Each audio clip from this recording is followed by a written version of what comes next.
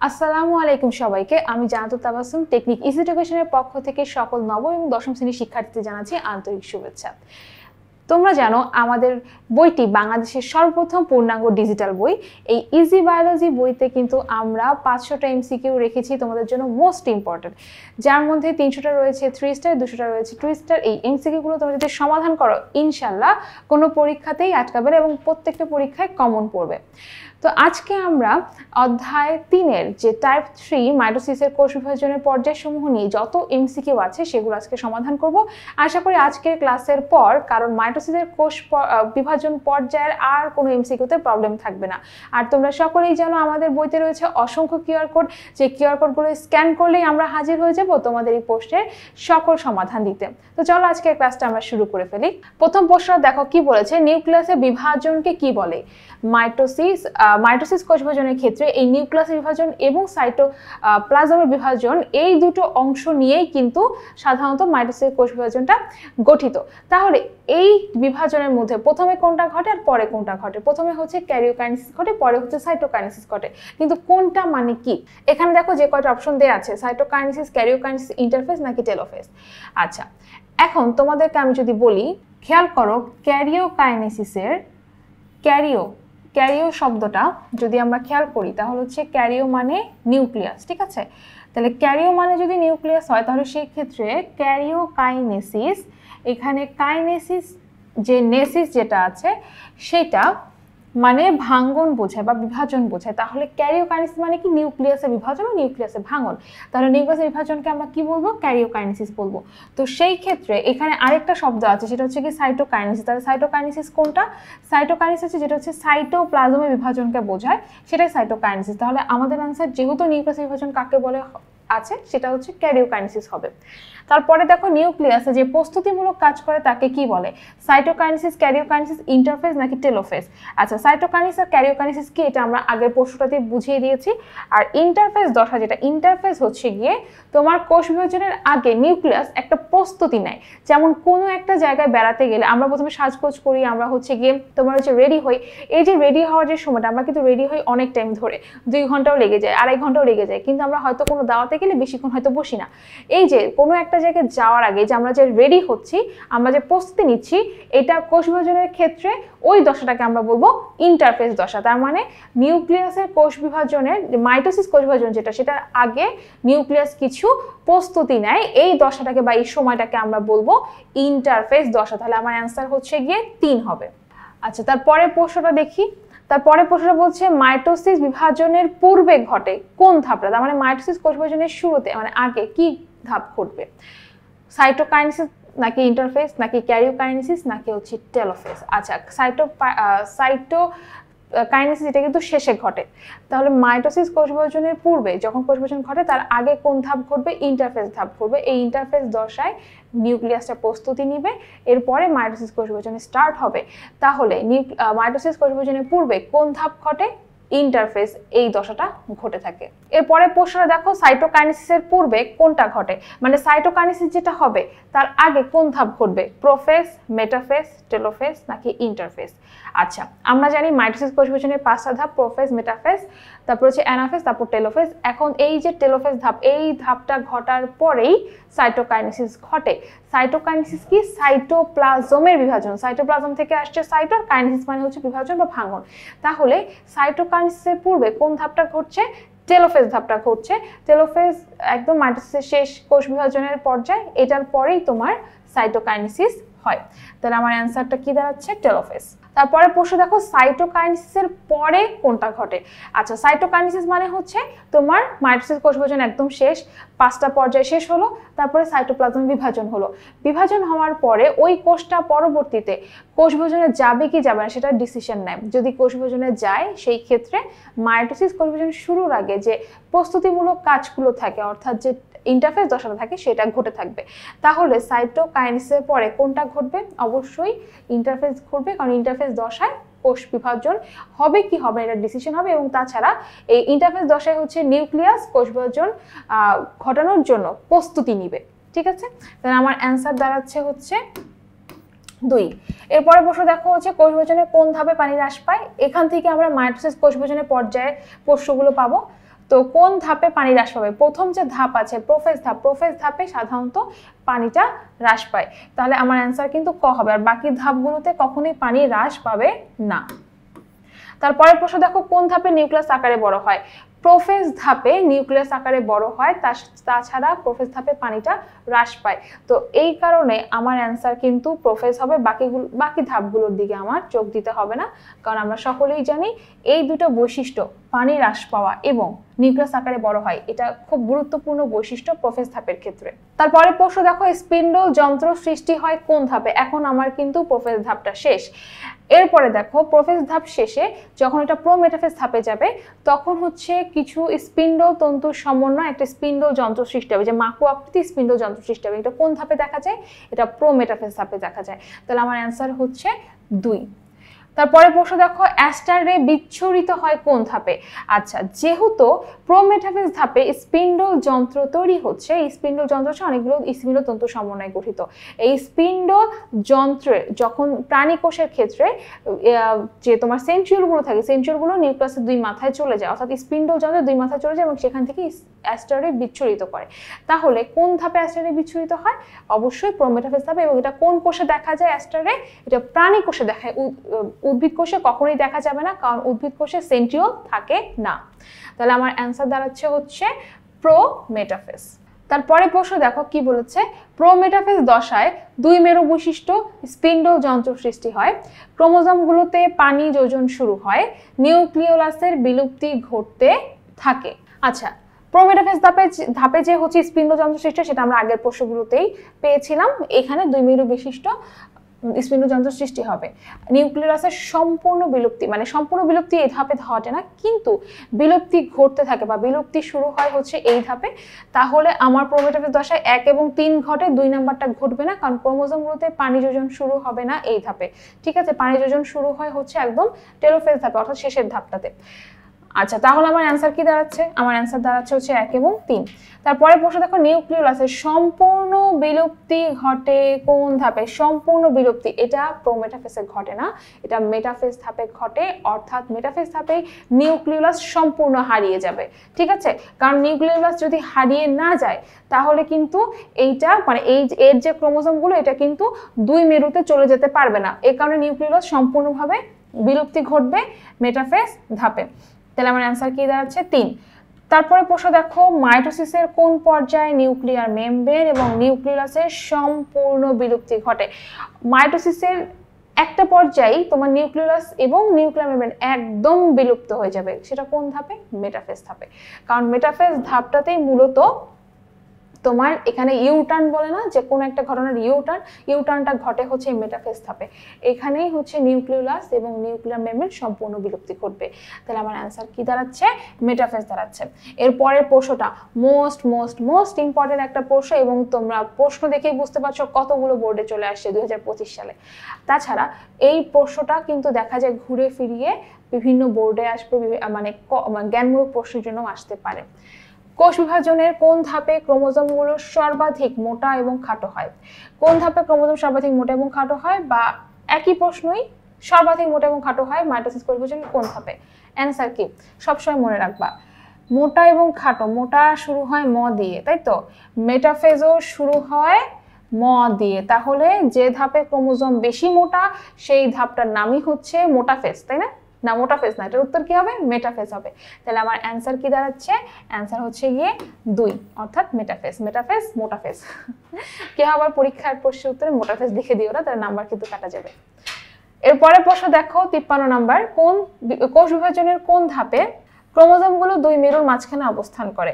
আচ্ছা, কোষ বিভাজনের এমন একটা ধাপ আছে যে ধাপে হচ্ছে গিয়ে স্পিন্ডল যন্ত্র, যদি আমি কল্পনা করি স্পিন্ডল যন্ত্রের মাঝামাঝি যে অংশ থাকে এটাকে বিষুবীয় অঞ্চল বলে।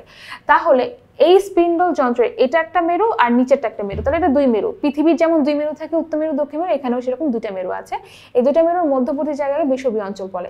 তাহলে কোন ধাপে ক্রোমোজোমগুলো দুই মেরুর মাঝখানে অবস্থান করে? দুই মেরুর মাঝখানে অবস্থান করা মানে কি? এটা একটা মেরু, এটা একটা মেরু, দুই মেরুর মাঝখানে মানে বিষুবীয় অঞ্চলে। তাহলে কোন ধাপে ক্রোমোজোমগুলো বিষুবীয় অঞ্চলে অবস্থান করে? তার মানে এই প্রশ্নটা কিন্তু এইভাবেও ঘুরিয়ে দিতে পারে। কোন ধাপে অবস্থান করছে? মেটাফেজ ধাপে অবস্থান করছে। মেটাফেজ ধাপে সাধারণত ক্রোমোজোমগুলো মাঝখানে অবস্থান করে, অর্থাৎ বিষুবীয় অঞ্চলে অবস্থান করে। এই বিষুবীয় অঞ্চলে অবস্থান করার কারণে এই জায়গাটা যেহেতু ছোট, তো তারা ওখানে চাপাচাপি করে থাকে। তো যখন চাপাচাপি করে থাকে তখন তাদেরকে সর্বাধিক মোটা এবং খাটো দেখা যায়, শুধুমাত্র একসাথে একই লাইনে বা বিষুবীয় অঞ্চলে থাকার জন্য। তাহলে আশা করি তোমরা এখন বুঝতে পারছো যে মোটা এবং খাটো কেন দেখা যায়। তাহলে আমার অ্যান্সার কি দাঁড়াচ্ছে? অ্যান্সার দাঁড়াবে হচ্ছে মেটাফেজ বা মোটাফেজ। কোন পর্যায়ে সেন্ট্রোমিয়ার গুলো বিষুবীয় অঞ্চলে অবস্থান করে? আচ্ছা, ক্রোমোজোম কখনোই সেন্ট্রোমিয়ার ছাড়া থাকতে পারবে না, বা সেন্ট্রোমিয়ার কখনো একা থাকতে পারবে না। ক্রোমোজোমে সেন্ট্রোমিয়ার অবশ্যই থাকবে। তাহলে যদি বিষুবীয় অঞ্চলে তোমার ক্রোমোজোমগুলো অবস্থান করে, তাহলে ক্রোমোজোমগুলোর সাথে কি সেন্ট্রোমিয়ার থাকবে? অবশ্যই থাকবে। সেন্ট্রোমিয়ারগুলো স্পিন্ডতন্তুর সাথে আটকে থাকে। এই কারণে সেন্ট্রোমিয়ারও যদি, ক্রোমোজোমও যদি বিষুবীয় অঞ্চলে অবস্থান করে, সেন্ট্রোমিয়ারও বিষুবীয় অঞ্চলে অবস্থান করবে। তাহলে কোন পর্যায়ে সেন্ট্রোমিয়ারগুলো বিষুবীয় অঞ্চলে অবস্থান করছে? এর আগের প্রশ্নের মতোই এটার উত্তরটা হবে মেটাফেজ ধাপে। তারপরে দেখো, মাইটোসিসের কোন ধাপে সেন্ট্রোমিয়ারের বিভাজন শুরু হয়? প্রোফেজ ধাপে, প্রোমেটাফেজ ধাপে, মেটাফেজ ধাপে নাকি অ্যানাফেজ ধাপে? প্রোফেজ ধাপে কখনোই সেন্ট্রোমিয়ারের বিভাজন শুরু হবে না, বিভাজন শুরু হবে মেটাফেজ ধাপে। কারণ মেটাফেজ ধাপে বিভাজন শুরু হওয়ার পরই পরের ধাপে সে তখন আলাদা হয়ে যাবে। তাহলে বিভাজন শুরু হয় কোন ধাপে? শুরু হয় মেটাফেজ ধাপে, কিন্তু বিভাজন শুরু হয়ে মেরুর দিকে দৌড় দিবে কোন ধাপে? অ্যানাফেজ ধাপে। তাহলে আমার অ্যান্সার দাঁড়াচ্ছে 3। তারপরে প্রশ্ন দেখো, মাইটোসিসের মেটাফেজ দশায় ক্রোমোজোমগুলো সর্বাধিক মোটা এবং খাটো হবে। এটা আমরা সকলেই জানি। মেটাফেজ দশাতেই হচ্ছে মোটাফেজ বলা হচ্ছে, কারণ এটা কি, এটাতে ক্রোমোজোমগুলো সর্বাধিক মোটা হয়। ক্রোমোজোমগুলো মেরুর দিকে সরতে থাকে না, এইখানে তো মেরুর দিকে সরার ব্যাপারে কোনো কিছু বলা নাই।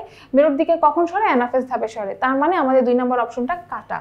এরপরে দেখো, সেন্ট্রোমিয়ার বিষুবীয় অঞ্চলে অবস্থান করে। অবশ্যই ক্রোমোজোম যদি বিষুবীয় অঞ্চলে থাকে, ক্রোমোজোমের সাথে সেন্ট্রোমিয়ারটাও বিষুবীয় অঞ্চলে থাকবে। তাহলে অ্যান্সার কি দাঁড়াচ্ছে? 1 এবং 3 দাঁড়াচ্ছে। ঠিক আছে। এরপরে প্রশ্ন দেখো, মেটাফেজ ধাপকে নিচের কোনটি দ্বারা শনাক্ত করা যায়? মোটা ক্রোমোজোম, অবশ্যই মোটা ক্রোমোজোম দিয়ে শনাক্ত করা যাবে। VLGI না, VLGI বিভিন্ন ক্রোমোজোমের আকৃতি এবং এটা কখনোই মেটাফেজ ধাপে শনাক্ত করা যায় না। অ্যানাফেজ ধাপে এদের এই আকৃতিতে দেখা যায়। তারপরে দেখো, বিষুবীয় অঞ্চল অবস্থান, অবশ্যই মেটাফেজ ধাপে ক্রোমোজোমগুলো বিষুবীয় অঞ্চল অবস্থান করে। তাহলে আমার অ্যান্সার হচ্ছে গিয়ে 1 এবং 3। আচ্ছা, তারপরে প্রশ্নটা দেখো কি বলেছে, নিচের চিত্র ক্ষেত্রে প্রযোজ্য। তাহলে আমরা এখানে একটা ছবি দেখতে পাচ্ছি। তোমাদের অবশ্যই 3 নম্বর অধ্যায়ের ক্ষেত্রে যেটা আমি বলবো, প্রত্যেকটা কোষ বিভাজনের যে পর্যায় রয়েছে তাদের ছবিগুলো শিখে রাখবে। অর্থাৎ prophase, prometaphase, metaphase, anaphase, telophase, এই ছবিগুলো তোমরা যেভাবে আঁকা শিখবে, একইভাবে এইটা এমসিকিউর জন্য শিখে রাখবে। কারণ কি, যে এমসিকিউতে এইভাবে এক একটা ধাপের ছবি দিয়ে দিতে পারে, দিয়ে বলতে পারে এই ধাপের বৈশিষ্ট্য কি বা এই ধাপে কি কি ঘটে। তাহলে তোমাদের যে কাজটা করতে হবে, যখন তোমরা এই অধ্যায়টা পড়বে, পড়ার পাশাপাশি অবশ্যই ছবিগুলো শিখবে। এখন উদ্ভিদ কোষের ছবিটাও তোমরা পরীক্ষার জন্য শিখতে পারো, প্রাণী কোষের ছবিটাও শিখতে পারো, এটা তোমার ইচ্ছা, যেটা তুমি ভালো পারো সেটা তুমি শিখবা। কিন্তু এমসিকিউ এর জন্য 2টা ছবি তোমার মাথায় রাখতে হবে, কারণ এটা কিন্তু উদ্ভিদ কোষের মেটাফেজ ধাপের ছবি দেয়া। এখন এখানে যদি প্রাণী কোষের মেটাফেজ ধাপের ছবি দেয়া থাকে এবং তুমি যদি প্রাণী কোষের ছবিটা না চিনো, তাহলে কি তুমি অ্যান্সার করতে পারবে? পারবে না। তাহলে তোমার 2টা ছবি চিনে রাখতে হবে।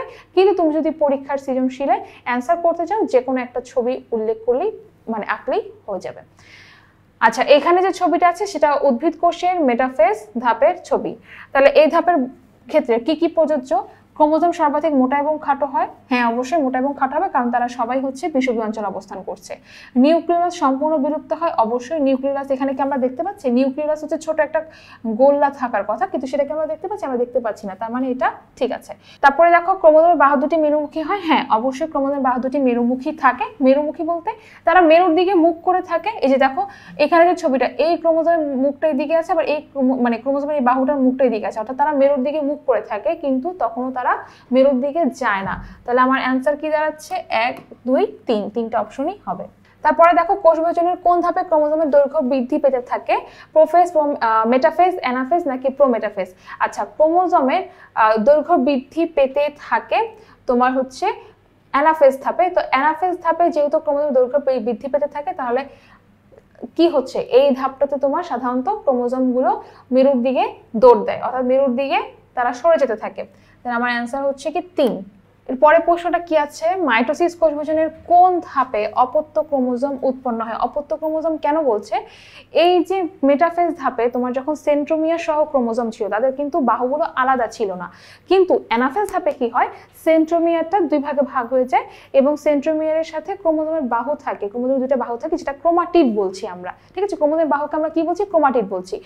এই যে ক্রোমোজোম, যেটা প্রথমে যে আমরা মেটাফেজ ধাপে যে ক্রোমোজোমটা দেখেছিলাম সেখানে একটা সেন্ট্রোমিয়ার ছিল আর 4টা বাহু ছিল, কিন্তু দেখা যাচ্ছে যে অ্যানাফেজ ধাপে সেন্ট্রোমিয়ারটা মাঝখান দিয়ে দুই ভাগ হয়ে যাচ্ছে এবং তার সাথে ক্রোমোজোমের দুটো বাহু রয়েছে। অর্থাৎ আমি যদি এটা এইভাবে দেখাই তাহলে এটা এখান থেকে তোমার কি দাঁড়াচ্ছে, দুইটা ভাগ হয়ে দেখা গেছে যে এটা এরকম হয়ে যাবে, এইভাবে হয়ে যাবে, ঠিক আছে? তাহলে এই যেভাবে হইলো, তাহলে আমি আরেকটা, তাহলে বাহুটাকে যদি এইভাবে করি, এইভাবে একটা, এভাবে একটা, তার মানে এরকম একটা গঠনে চলে আসছে, তাই না? এইটাকে আমরা কি বলছি, এটাকেই আমরা অপত্য ক্রোমোজোম বলছি। তাহলে এই অপত্য ক্রোমোজোম কোথায় দেখতে পাওয়া যায়? এই অপত্য ক্রোমোজোম দেখতে পাওয়া যায় অ্যানাফেজ ধাপে, কারণ এইখানে অ্যানাফেজ ধাপে এই ক্রোমোজোম, অপত্য ক্রোমোজোমগুলো দুই মেরুর দিকে চলে যায় দেখে এই অপত্য ক্রোমোজোমগুলোই আমরা অ্যানাফেজ ধাপে দেখতে পাই, এটাই বলবো উত্তর। তাহলে আমার অ্যান্সার কি দাঁড়াচ্ছে, আমার অ্যান্সার দাঁড়াচ্ছে হচ্ছে 3। এরপরের প্রশ্নটা দেখো কি বলেছে, কোষ বিভাজনের কোন পর্যায়ে ক্রোমোজোমের সেন্ট্রোমিয়ার দুই ভাগে বিভক্ত হয়? যে একটু আগে আমি তোমাদেরকে বললাম ক্রোমোজোমের সেন্ট্রোমিয়ার মাঝখান দিয়ে দুই ভাগ হয়ে যাচ্ছে এবং ক্রোমোজোমের দুইটা বাহু দুই পাশে রয়েছে। এটা কোন ধাপে হয়? এটা অ্যানাফেজ ধাপে হয়। তারপরে প্রশ্ন দেখো, কোন পর্যায়ে ক্রোমোজোমগুলো বিপরীত মেরুর দিকে সরে যেতে থাকে? এখানে যেটা হয়, মেটাফেজ ধাপে যে ক্রোমোজোমগুলো বিষুবীয় অঞ্চলে ছিল, বিষুবীয় অঞ্চলে থাকার পরে তারা যখন সেন্ট্রোমিয়ার সহ দুই ভাগে ভাগ হয়ে যায়, তারা সেন্ট্রোমিয়ার সহ ক্রোমোজোমের বাহু দুটো দুই মেরুর দিকে চলে যায়, অর্থাৎ দুই বিপরীত মেরুর দিকে চলে যায়। এই জন্য এই ধাপে আমরা যেটা দেখতে পাই যে অপত্য ক্রোমোজোমগুলো যেটা তৈরি হচ্ছে সেটা বিপরীত মেরুর দিকে দৌড় দিচ্ছে। এটা কোন ধাপ? এটা হচ্ছে অ্যানাফেজ ধাপ। অ্যানাফেজ ধাপে অপত্য ক্রোমোজোমগুলো বিপরীত মেরুর দিকে সরে যেতে থাকে। এরপরে প্রশ্নটা দেখো কি বলছে, উদ্দীপক চিত্রটি থেকে নিচে প্রশ্নটির উত্তর দাও। এটা খুবই ইম্পর্টেন্ট একটা প্রশ্ন। এই চিত্রের মডেলটা কোন ধরনের ক্রোমাটিড? এখানে আমরা যে ছবিটা দেখতে পাচ্ছি এটা হচ্ছে সেন্ট্রোমিয়ারটা মাঝখানে আছে, মাঝখানে যে মানে একটা গিট্টুর মতো অংশ দেখতে পাচ্ছি এটা সেন্ট্রোমিয়ার, দুই পাশে ক্রোমোজোমের দুইটা বাহু। তাহলে এটা কোন ধরনের ক্রোমাটিড হবে? অ্যাক্রোসেন্ট্রিক হবে, মেটাসেন্ট্রিক হবে, সাবমেটাসেন্ট্রিক হবে নাকি টেলোসেন্ট্রিক হবে? আচ্ছা, তার আগে এটা কোন ক্রোমাটিড হবে এটা বোঝার আগে তোমাকে বুঝতে হবে এটা কোন ধাপের ছবি তোমাকে এখানে দিয়েছে। অর্থাৎ এটা মেটাফেজ ধাপের ছবি তোমাকে দেখাচ্ছে নাকি অ্যানাফেজ ধাপের ছবি তোমাকে দেখাচ্ছে? এখন তোমরা এখানে যে ছবিটা, যেটা দেখে তুমি কি বুঝতে পারছো যে সেন্ট্রোমিয়ারটা মাঝখানে আছে, তার মানে এটা কোন ধাপ হবে? মেটাসেন্ট্রিক হবে, ঠিক কিনা? এটা মেটাসেন্ট্রিক হবে, কিন্তু এটা মেটাসেন্ট্রিক না। কেন মেটাসেন্ট্রিক না? কারণ অ্যানাফেজ ধাপে যদি এটা মেটাসেন্ট্রিক হয়, মনে করো এটা হচ্ছে কি মেটাসেন্ট্রিক, কিন্তু মেটাসেন্ট্রিক ধাপে যদি এটা নির্দেশ করছে যে অ্যানাফেজ ধাপে এটা মেটাসেন্ট্রিক, কিন্তু তোমাকে এখানে আশেপাশে কি কোনো ধাপের নাম বলছে, যেটা কোন ধাপের ছবি এটা বলছে, কোন ধাপের ক্রোমাটিড এটা নির্দেশ করছে? তা কিন্তু করছে না। তাহলে আমাদের যেহেতু নির্দেশ করছে না, তা আমাদের বুঝে নিতে হবে এটা অ্যানাফেজ ধাপের কোশ্চেন দিচ্ছে না, এটা দিচ্ছে মেটাফেজ ধাপের কোশ্চেন। কেন? কারণ মেটাফেজ ধাপে যদি সে এই অবস্থায় থাকে, মেটাফেজ ধাপে যদি সেই অবস্থায় থাকে তাহলে কি হয়ে যাবে, এই অংশটা মাঝখান দিয়ে আলাদা হয়ে এক অর্ধেক অংশ তোমার বিপরীত মেরুর দিকে যাবে, আরেক অংশ তার বিপরীত মেরুর দিকে যাবে, অর্থাৎ দুই বিপরীত মেরুর দিকে এই ক্রোমোজোমের বাহুটা আলাদা হয়ে চলে যাবে। তখন আমি যদি এটা মাঝখান দিয়ে ভাঙি তাহলে কি দাঁড়াচ্ছে? এরকম দাঁড়াচ্ছে, ঠিক কিনা? আর এখানে অর্ধেক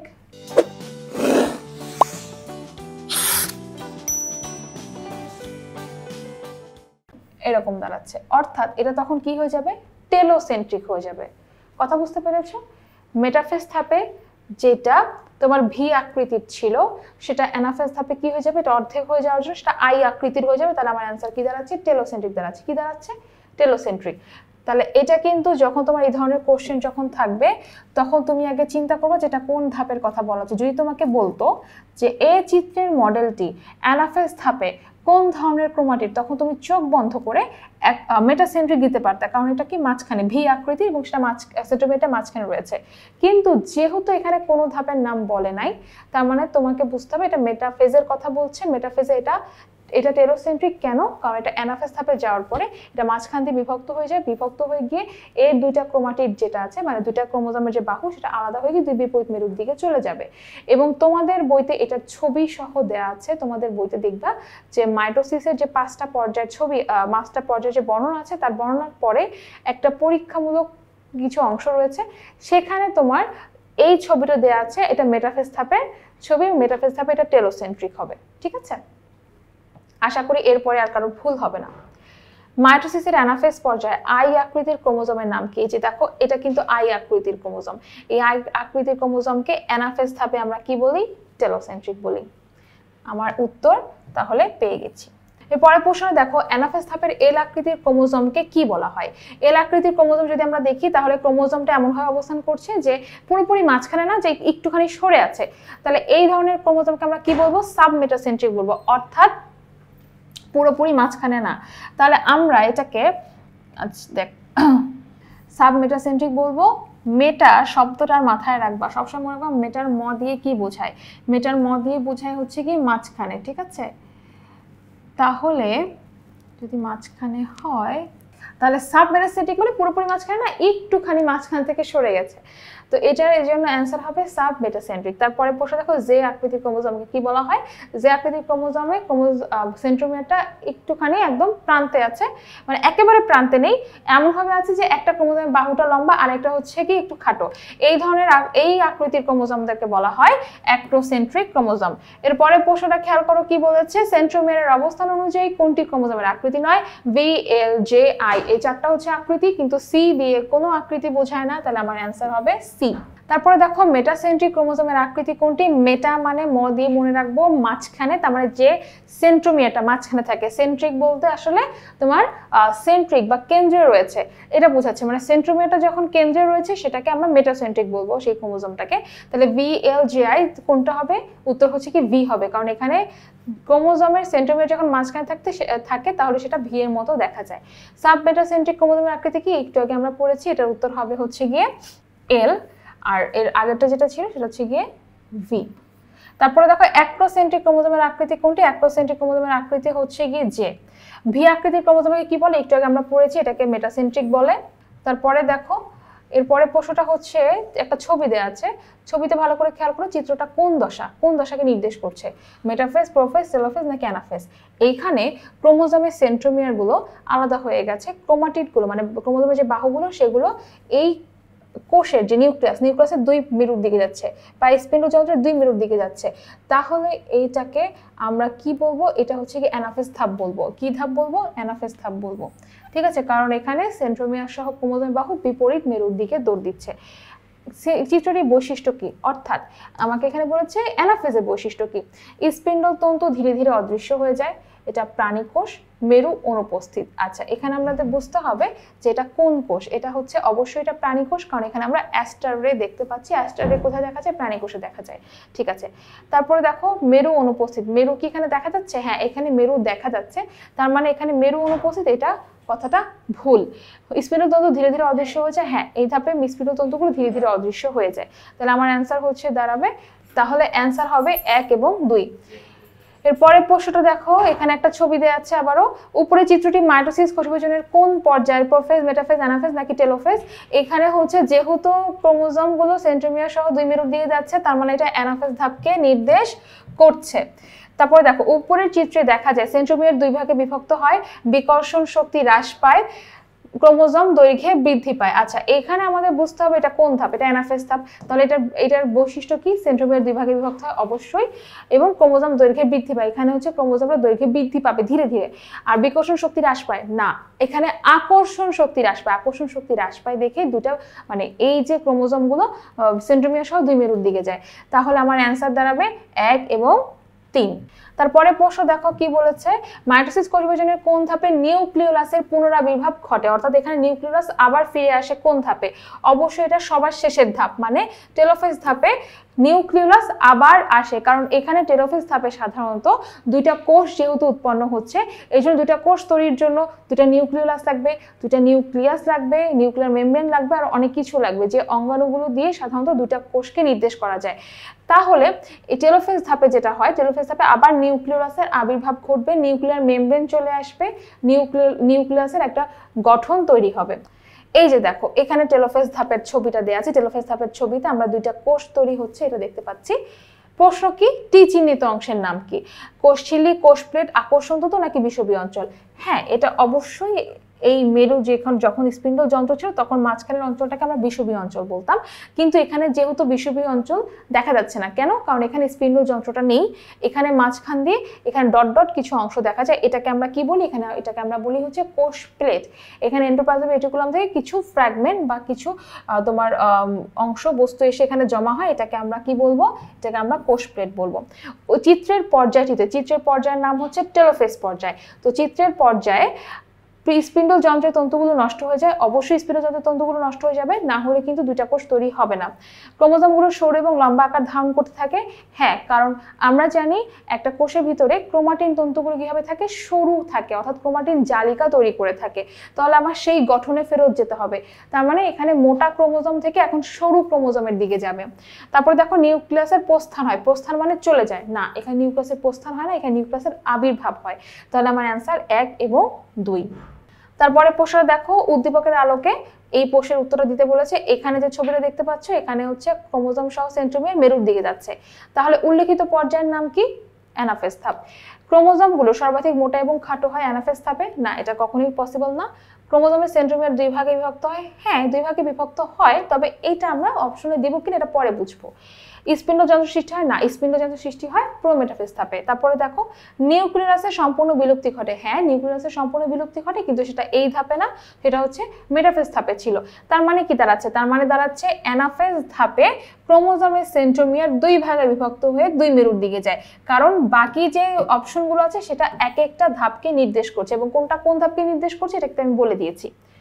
উল্লেখিত পর্যায়ের পরবর্তী ধাপের ক্ষেত্রে, উল্লেখিত পর্যায় হচ্ছে অ্যানাফেজ ধাপ, তাহলে তার পরবর্তী ধাপ কোনটা? টেলোফেজ ধাপ। টেলোফেজ ধাপে তাহলে কি হচ্ছে? ক্রোমোজোমগুলো সরু এবং লম্বা হয়? অবশ্যই টেলোফেজ ধাপে ক্রোমোজোমগুলো সরু এবং লম্বা হবে। স্পিন্ডল তন্তুগুলো অদৃশ্য হয়ে যায়? হ্যাঁ, টেলোফেজ ধাপে স্পিন্ডল যন্ত্র অদৃশ্য হয়ে যায়, তার মানে স্পিন্ডল তন্তু থাকে না। নিউক্লিয়াস আকারে বড় হয়? এখানে নিউক্লিয়াস আকারে বড় হয় না, কারণ এখানে নিউক্লিয়াস নতুন করে তৈরি হয়, বা নিউক্লিয়ার মেমব্রেন নিউক্লিয়াসের আবির্ভাব ঘটে। তাহলে আমার অ্যান্সার কি? আমার অ্যান্সার হচ্ছে গিয়ে 1 এবং 2। তাহলে আজকের এমসিকিউ ক্লাসে তোমরা কি শিখলে? তোমরা শিখলে মাইটোসিস কোষ বিভাজনের যে ধাপগুলো আছে, যে পর্যায়গুলো আছে, সেখান থেকে যদি প্রশ্ন আসে এগুলো কিভাবে সলভ করবে, এবং আশা করি আজকের ক্লাসের পর কারোর কোনো কনফিউশন থাকবে না। তাহলে যারা এখন আমাদের ইজি বায়োলজি বইটি সংগ্রহ করনি, খুব দ্রুত সংগ্রহ করে ফেলো, কারণ প্রত্যেকটা কোশ্চেনের সাথে রয়েছে কিউআর কোড স্ক্যান করো এবং আমরা হাজির হয়ে যাব। তাহলে আজকের ক্লাসটা আমরা এখানেই শেষ করে দিচ্ছি। সবাই তাহলে ভালো থাকবে, সুস্থ থাকবে। আল্লাহ হাফেজ সবাইকে।